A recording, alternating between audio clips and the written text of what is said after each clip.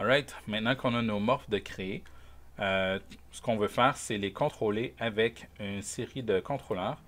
Donc, si j'ai créé des boutons avec un slider, lorsque je déplace mon bouton vers le bas, je vais voir un œil qui va se fermer. C'est parce que mon slider va contrôler le morpheur de l'œil gauche qu'il y a sur mon personnage. Donc, on va créer ça. Donc, je vois ici mon slider, c'est un spline avec un cercle. Donc, on va se créer exactement la même chose. Je vais passer en Top View et je vais venir dans Create, Shape. Je vais me créer un rectangle. Et mon rectangle va avoir 40 de length, 2 de width.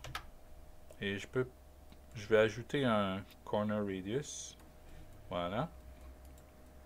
Et je vais l'intituler Slider. OK. Je vais me créer un cercle que je vais mettre à 4 de radius, que je vais intituler bouton. Et là, je vais conserver les deux. Je vais faire une copie et travailler sur la copie. Donc, on fait une copie, on ne fait pas une référence, on fait littéralement une copie. Maintenant, ce que je veux, c'est aligner mon slider sur l'axe des Y. Bien, sur l'axe des Y, je veux qu'il soit exactement sur le 0. Donc, ici, je vais venir mettre 0 sur l'axe des Y et 0 sur l'axe des Z, si je ne l'ai pas déjà. On a vu pour notre slider que lorsque le bouton est en haut complètement, alors là, ça va être le point 0. Et lorsque je vais le descendre en bas, c'est là que mon œil va fermer. Donc, je vais venir aligner mon bouton avec mon slider. Donc, Shift A, je sélectionne le bouton, Shift A, je sélectionne le slider. Ça va venir l'aligner sur le pivot du slider. Et ensuite, sur la position du bouton, je vais venir ajouter 20 sur l'axe des Y. Comme ça, il va être exactement dans le haut de mon slider. Une fois que c'est fait, je vais linker mon point avec le slider. Donc, j'utilise le bouton Link et je link le point avec le slider, pas le contraire. Et toujours sur le point, je fais Alt, Right-Click et Freeze Transform. Et dans la boîte de dialogue ici, je clique Yes. Donc maintenant, si je déplace mon slider, le bouton va suivre également. Ensuite, ce que je veux, c'est limiter les mouvements du bouton. Alors, je vais sélectionner le bouton. Je vais venir dans Motion. Dans Motion, je vais trouver Assign Controller. Donc, si vous ne voyez pas le Assign Controller déployé, tout simplement cliquez sur le bouton Assign Controller. Je vais trouver Position. Et là, il y a un petit plus. Je clique sur le plus position. Et celui qui m'intéresse, ça va être 0 position XYZ. Donc, je clique sur le petit plus de 0 position. Ensuite, je sélectionne un axe. Donc, je vais devoir limiter les 3 axes. Je vais commencer avec le X. Quand je clique sur X, je vois que le crochet ici s'allume. Donc, je peux maintenant cliquer dessus et avoir accès à mes float controllers.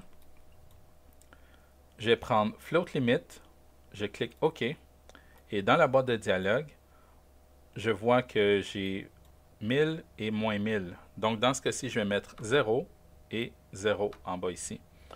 La raison pour laquelle je mets 0, c'est parce que je veux limiter les mouvements sur l'axe des X à 0 unité. Donc maintenant, je ne peux pas aller de gauche à droite. Je vais sélectionner maintenant Y. Je vais faire exactement la même chose, cliquer sur le crochet, Float Limit. Sauf que cette fois-là, je ne vais pas limiter le mouvement à 0. Je veux tout simplement pouvoir rester en haut complètement, pas aller plus haut, mais je veux pouvoir descendre jusqu'en bas et m'arrêter à la fin de mon slider. Je sais que mon slider mesure 40 unités parce que c'est ce que j'ai créé dès le départ. Donc, dans le premier Enable, je vais mettre 0 parce que je ne veux pas aller plus haut que ma position présente.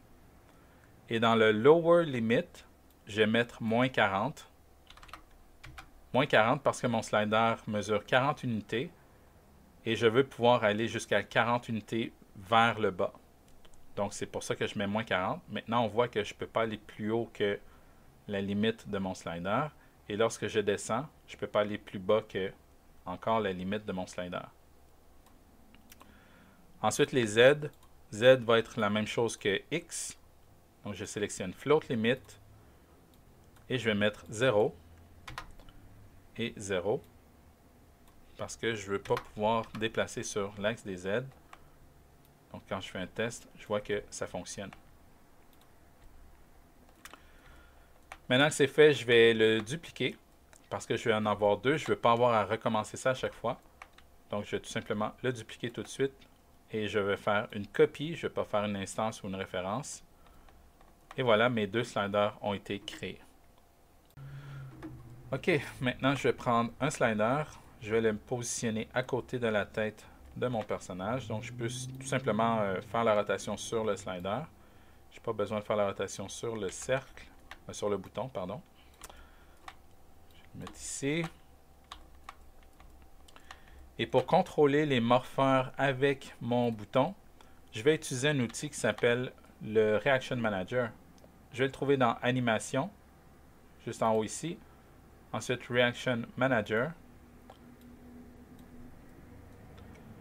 Je vais cliquer sur le plus vert qui va être le driver, donc celui qui va dicter l'action. Donc, qu'est-ce qui va se passer quand celui-ci se déplace sur l'axe des Y.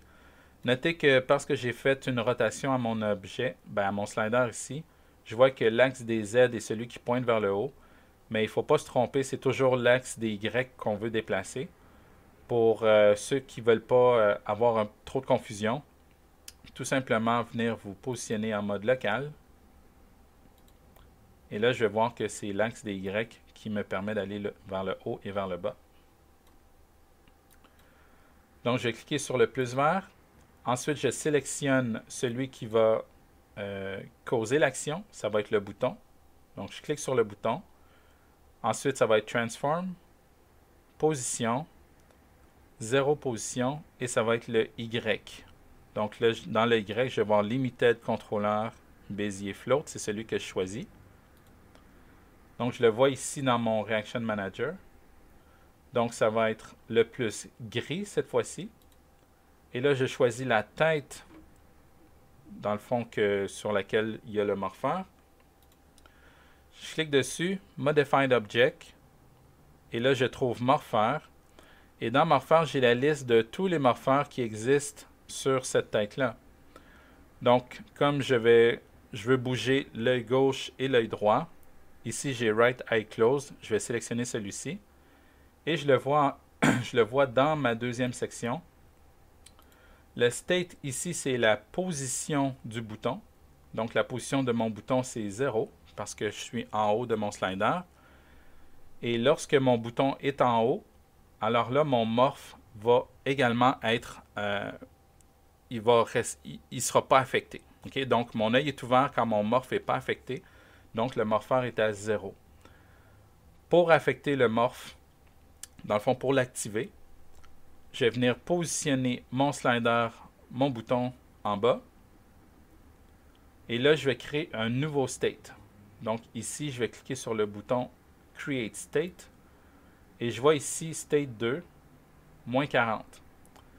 Le moins 40 fait référence au fait que mon slider avait 40 unités. Et lorsque j'étais en haut, c'était 0. Et lorsque je descends en bas du slider, je suis à moins 40. Maintenant que j'ai moins 40, alors ce que je veux, c'est que le morpheur s'active. Et là, je vais mettre 100. Et je vais voir mon œil fermé. Maintenant, je sais que lorsque je monte et descends mon slider, mon œil s'ouvre et se ferme. Si vous n'êtes pas certain par rapport au chiffre du morpheur, d'où est-ce que je prends ce chiffre-là, lorsque je sélectionne la tête et que je viens sur morpheur, je vois ici Closed. Donc, quand j'augmente, dans le fond, la valeur de mon morpheur, je vois que je peux aller jusqu'à 100. Donc, quand je suis à 100, je vois que mon œil est fermé. Et lorsque je suis à 0, mon œil est ouvert.